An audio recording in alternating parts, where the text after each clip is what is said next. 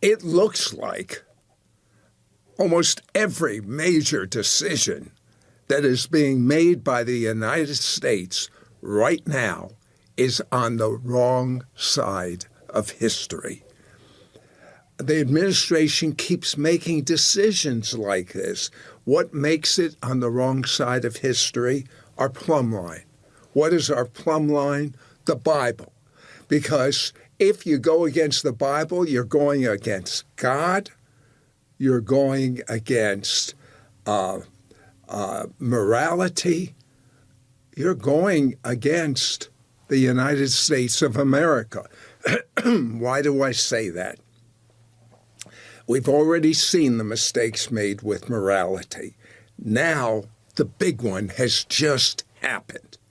It's actually been happening for a little while, but the major blow to the United States of America should have been, morality would have been enough, but it's beyond that. It's now based on the Bible and God. Genesis 12:3. Now, the Bible and God, of course, is against immorality. However, this is the big one that causes the hand of judgment of God. There has to be a fear of God in this nation. I pray that the fear of God returns. Genesis 12:3 is very clear. It says, I, God, will bless those who bless the Jewish people, and I, God, will curse those who curse the Jewish people. Now, here's the spiritual truth that many people don't understand about that verse. You see, God uses Israel to judge the nations. Anyone that comes against Israel, God says, I personally will curse. But God judges Israel because Israel's not so clean in everything. They're human just like everyone is human. But God is the one that reserves judgment for Israel. And I would not want to fall into the hands of an angry God. Fox News, the last couple days, reporting the Biden administration, this is the headline, Biden administration puts hold on U.S. ammunition shipment to Israel. You see, Biden wants to win an election. And so he's pleasing both sides, like in the college campus protests and the encampments. He said, well, the anti-Israel people have something important to say, and the pro-Israel people have something important to say. No, you can't get it both ways.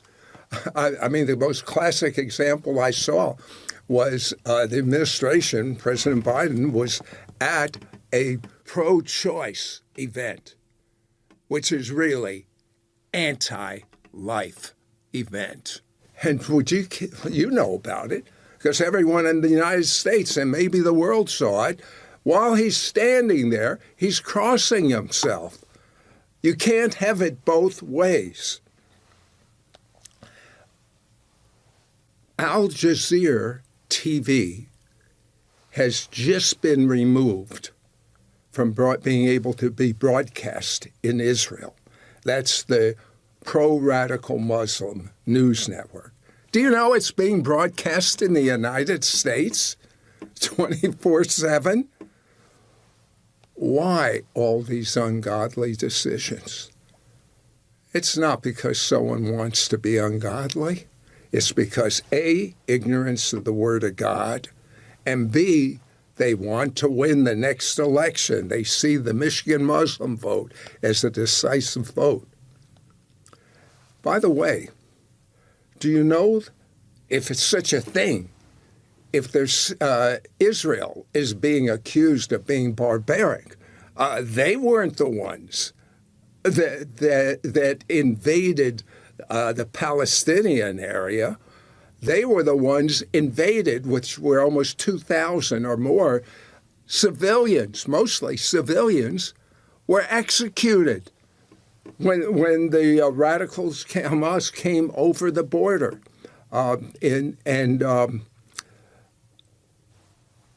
Israel warns citizens when they're going over the border to evacuate before they go over the border for a skirmish. Have you ever heard of a military like that announces to their enemies and the people that are just civilians, we're going to invade your country?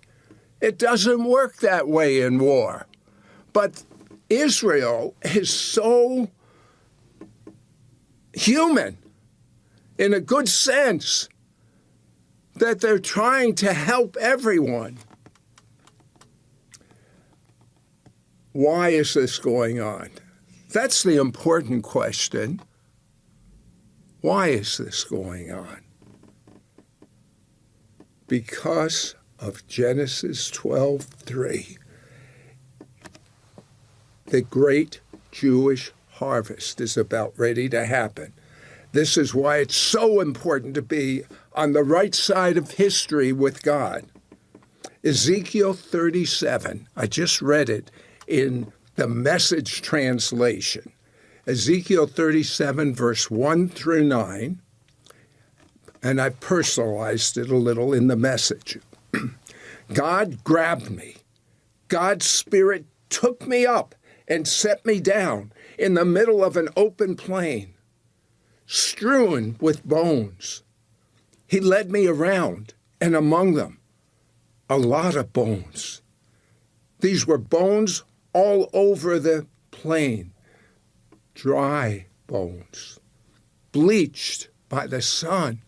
I mean, they've been so dry that now there are even color changes. He said to me, "Son of man, can these bones live?" I said, "Master, God, only you know that. Only God knows if these bones can live." He said to me, "Prophesy over these bones." In other words, speak God's word over these bones. A human cooperates with God. That's the way the spiritual laws operate. You need the will of God, and you need a human to speak it out loud. He said to me, "Prophesy over these bones. Dry bones, listen to the message of God." God the Master told the dry bones, "Watch this. I'm bringing the breath of life to you, and you'll come to life. I'll attach tendons to you, put meat on your bones, cover you with skin, and breathe." Do you know what the word for breath is in Hebrew? Ruach, Spirit of the living God. Breathe the Ruach. Do you know when you're speaking God's words, you're breathing the Ruach, the presence of the living God? That's what's going on right now. Many of you are feeling the Ruach, the presence of the living God. He says, "And breathe into you, and you, dry bones, will come alive, and you'll realize that I am God." You know who those dry bones are? The whole house of Israel. I prophesied just as I'd been commanded. As I prophesied, there was a sound and a shaking. The bones moved and came together, bone to bone. I kept watching. Tendons formed, then muscles on the bones, then skin stretched over them. Can you imagine seeing this happen? Ezekiel saw this happen before his very eyes.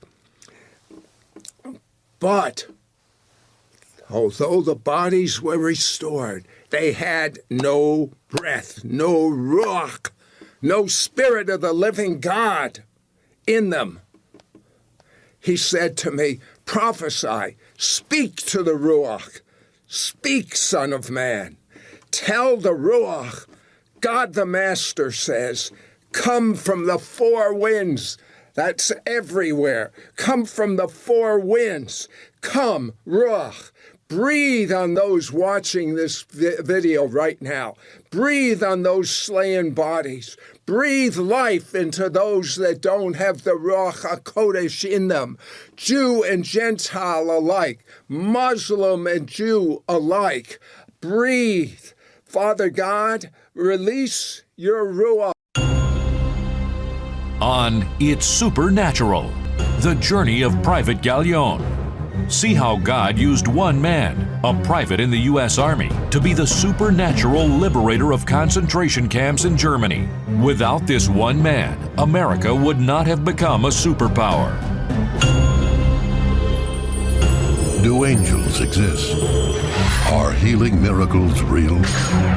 Is there life after death? Can people get supernatural help from another dimension? Has the future been written in advance? Sid Roth has spent 25 years researching the strange world of the supernatural. Join Sid on this edition of It's Supernatural. Hello, Sid Roth here. Welcome to my world, where it's naturally supernatural. I wouldn't want to breathe any other air. I wouldn't want to live any other way. I have found a 50-year-old secret of the Jewish connection as to why America became a superpower. And there is such a supernatural story connected with this. Mary, when you were a young woman, 2 prophets prophesied over you, and you didn't have a clue what they were talking about. Tell me about that, I had no idea. They called me to the front of the church, and the one man said to me, the prophecy came in a form of a conversation. There were 2 of them. And one of them said to me, "Was your father in the war?" And I said, "Yes," but I was thinking, what does this have to do with church? And he said, "God is going to use you greatly in the nations."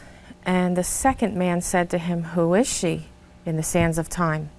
And he said, "Her father was the liberator of the German camps, but he hasn't told anyone." Catch this. Her father was not a liberator of the German camp. Her father was the liberator of the German camps. Continue. And he said, her father was the liberator of the German camps, but he hasn't told anyone. And he said, "Well, I thought there was not one liberator. I thought there were various people who found the camps by accident as they went across Germany."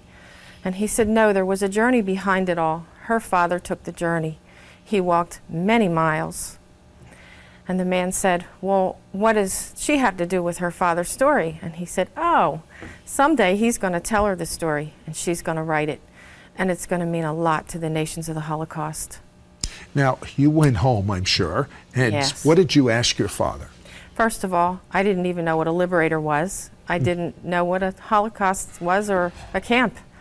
And I said to my dad, "Dad, by the way, there were these 2 men that told me that you're keeping a war story secret." He said, "Yes, there is a story I've been keeping to myself." I said, "Well, tell me now." And he said, "No, it isn't time yet." You know what I think is so amazing to me, Mary, is how even before your father became the liberator, which ended up in literally turning the tide and causing America to become a superpower, as you're about ready to find out. Even before that, God was sparing his life. Tell me about the time he decided to ice skate on the frozen lake. Yeah. He was the son of an Italian immigrant who worked him very hard on the farm. So this one day when it snowed, he couldn't wait to go to the river and ice skate in his shoes. But when he reached the river, none of his friends were there.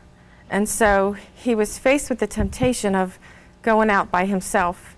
And he said the voice of temptation said to him, "Go ahead, go all the way out to the middle, it'll be fun."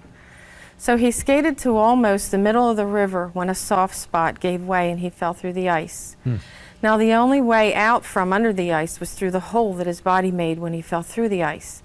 But the current carried him away from it. That has got to be the scariest thing that could happen to someone. Horrifying. He said he tried to struggle to swim back to the hole, but it was dark under the ice and he couldn't find it. And he reached the point where so many minutes had passed that he needed to breathe. He needed air.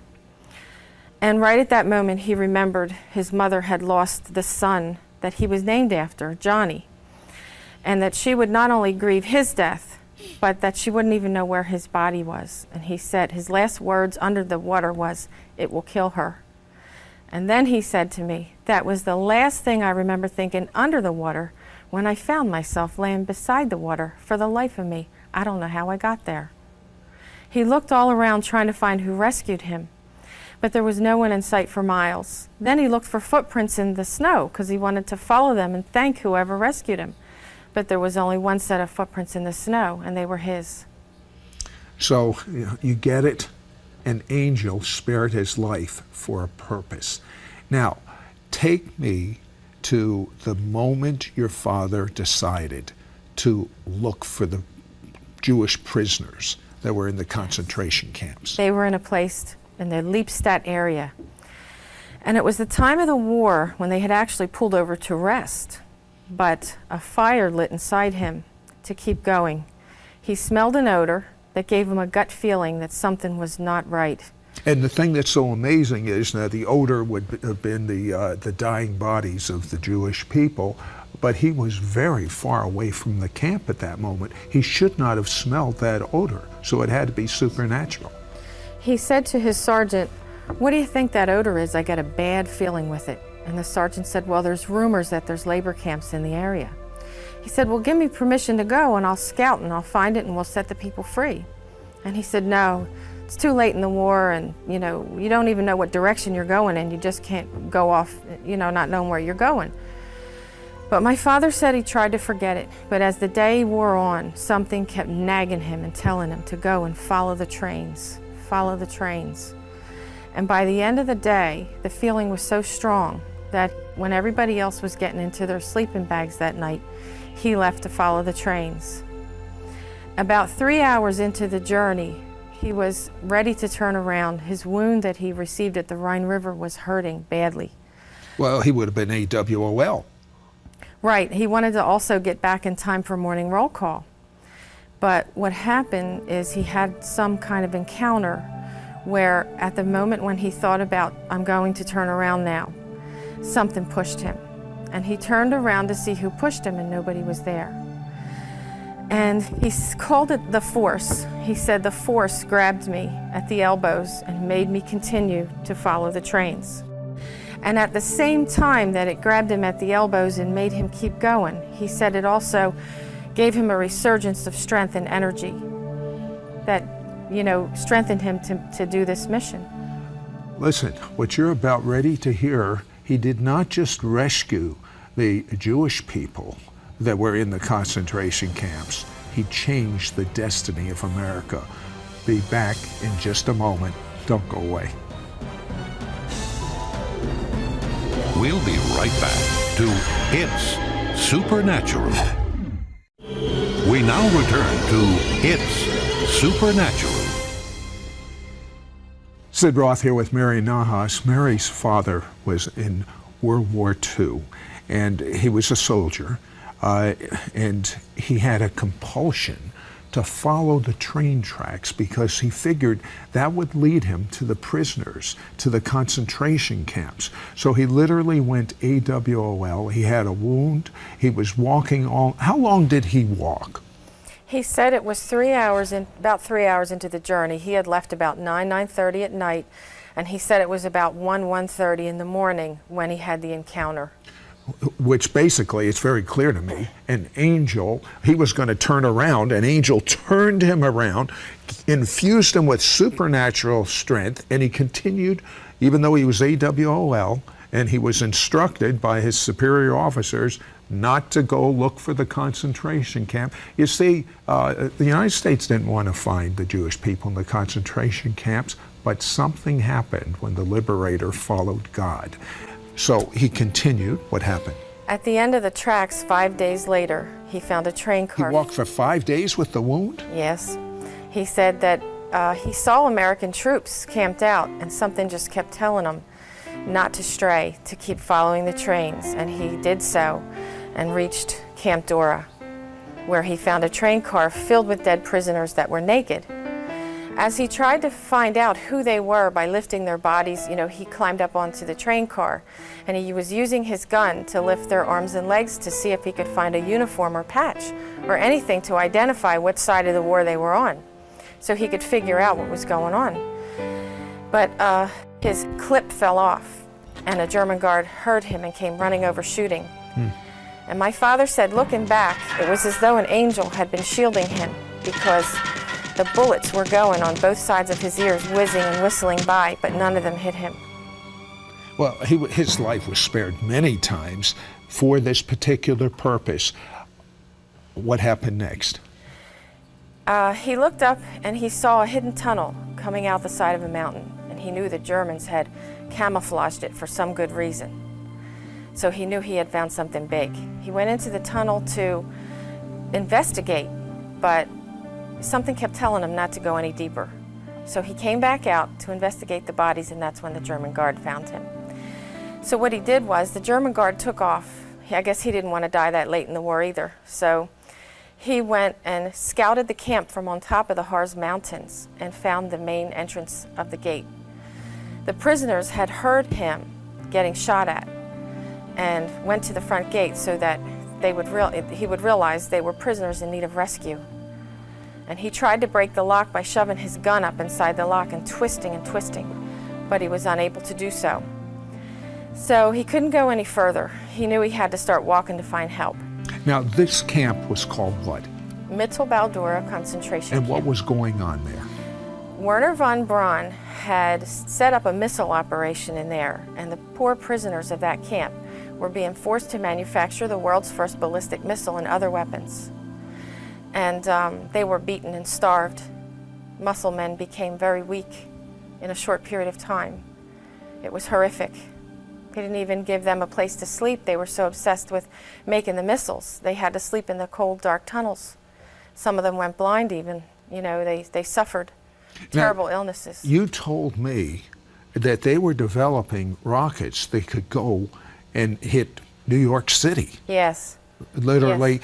If your father had not found supernaturally as the liberator of the concentration camps in Germany, what would have happened to America? You said the History Channel did something on that. All those missiles at Camp Dora were sitting in the Russian zone of occupation. The Russians would have gotten it all. As the Americans discovered these things, they took them and brought them over to the United States. And Stalin, when he reached the camp, he was livid that everything was gone.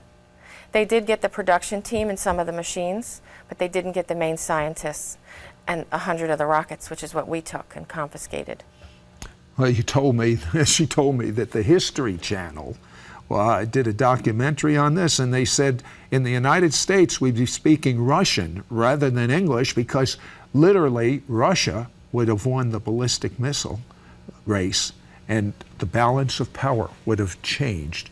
But you can see God's hand. I want to find out what God did to spare the Jewish people, what sacrifices he went to. Don't go away. We'll be right back after this word.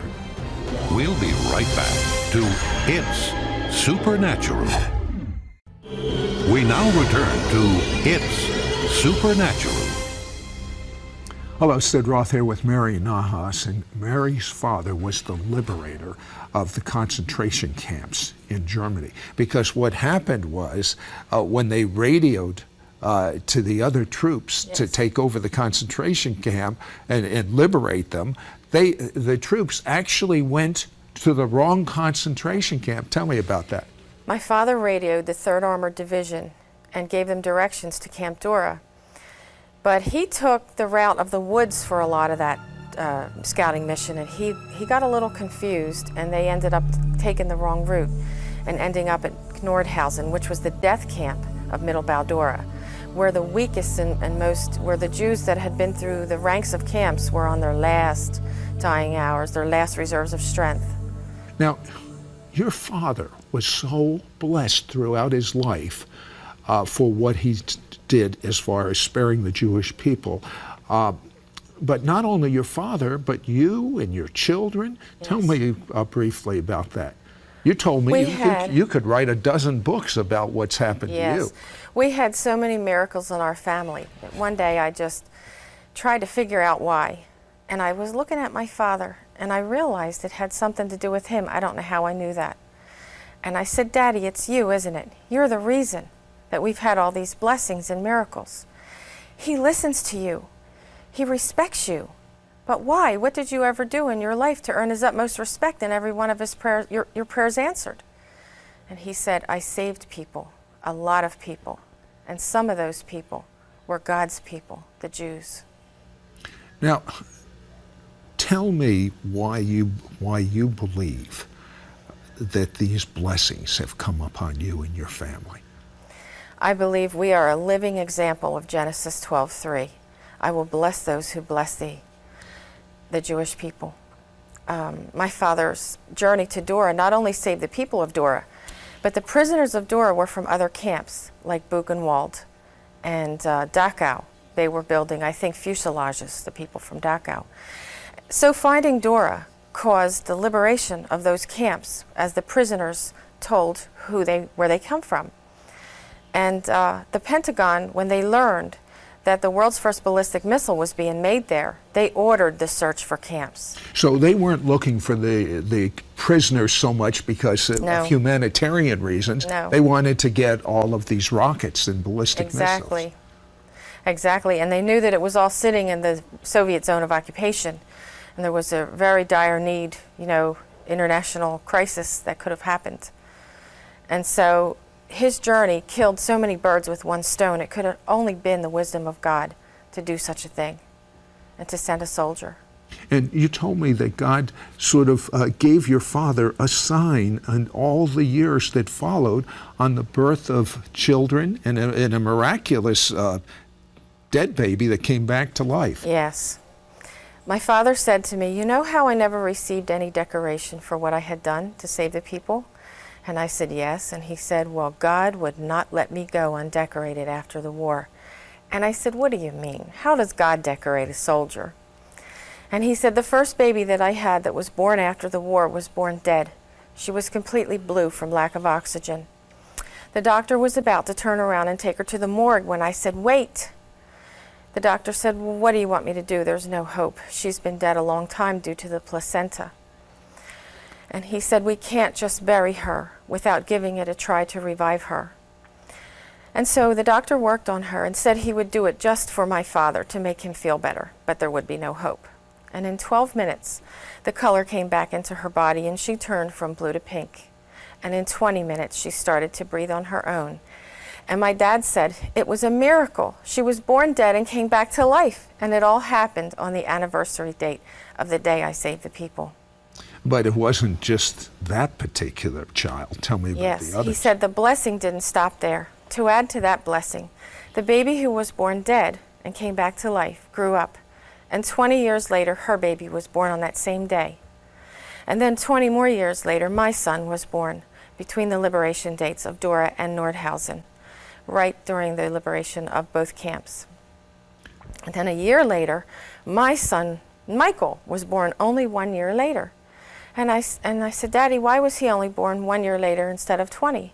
And he said God told him it was because he didn't have another 20 years left to live, and God wanted him to tell his story now. Why is it so important for this story to get out now? I understand you even talked before Holocaust survivors about this. The Jewish people asked the question. Well, after the war, they searched the written histories looking for that one story that would show that God cared about them and even cared they suffered, and they couldn't find it. What they didn't know is that it always existed, but it had been silenced.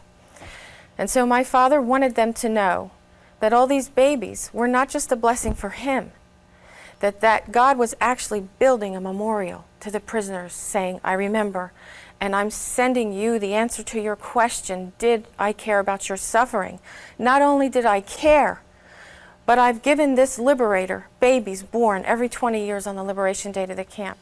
And altogether, there were 7 of them. And my father was right that it wasn't just to bless him, because when he died, Chase, the latest one, due date was April 11, the day that my father broke into the camp. So 7 of our babies were born on the liberation dates of the camps that were involved in Dora. Not only Dora, but Nordhausen and Buchenwald, the main ones. And Dachau, my son was born on the liberation of Dachau. Okay, Mary, I think it's wonderful that these Jews were saved, and if your father didn't do it, these Jewish people and all their extended families wouldn't be here anymore. Yes. But where was God with all the Jews that died in the Holocaust? I believe when I asked my father about this, he asked God, and God showed him a correlation between when he survived the river, and Elizabeth was so elated that he survived because of all the children she had lost. Little Johnny, the one my dad was named after, and the others. That was your father's mother. Right. Her real name was Elisabetta. And my father saw that just like Elisabetta, who was so happy he lived because she couldn't bear the loss of one more child. That was when he fell through the ice. Right. Should not have lived. Exactly. That God blessed my father for those same reasons, had the same elation as Elizabeth over the survival of the few, because he was grieving so badly over the millions who died. And my father's conclusion was that he never wanted them to suffer and die in the camps because of this. And as a matter of fact, you pointed out to me that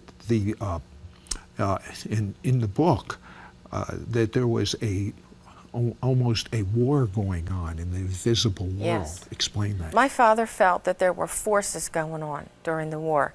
If the sergeant had given my dad permission to leave on April 5th, he would have reached Dora and Buchenwald before the death marches, before the evacuation of the camps. But people's agendas were interfering. The sergeant was trying to set up only certain people for decoration, and when my dad asked for permission to go, he said no. Had he gone with my dad's hunch, Dad would have received a Jeep, and he would have reached Dora in only a couple hours rather than 5 days worth of walking. And the corpses that were in that train car that my dad said by the looks of the bodies had only been dead a day or two would have been alive. But why do you believe that Hitler wanted to kill as many Jewish people as possible? I believe it was a spiritual warfare. I said to God when I was writing the book, show me. You have me writing a book that shows these poor people that it wasn't you who put them there. But I can't give them half the story. If it wasn't you, God, who was it? And I saw the crematoriums he allowed me to see through an inner vision. I saw the smoke of Jewish people going up to the nostrils of God. And I saw Lucifer, who had not been given burnt sacrifice or Messiah, no redemption for him. His is a death sentence. And I saw him screaming to God and saying, here's your burnt sacrifice. Here's your Jews. Which to me showed me that he is so enraged that not that he would want redemption, but he just doesn't want Abraham and his children to have it. So he will do everything to stop it. Well, Genesis 12:3, God says, I, God, will bless those who bless the Jewish people. And if Christians had been blessing the Jewish people through their prayers, then these forces of evil could not have killed all of these Jewish people. But in that same Genesis 12:3, by the way, one more chance.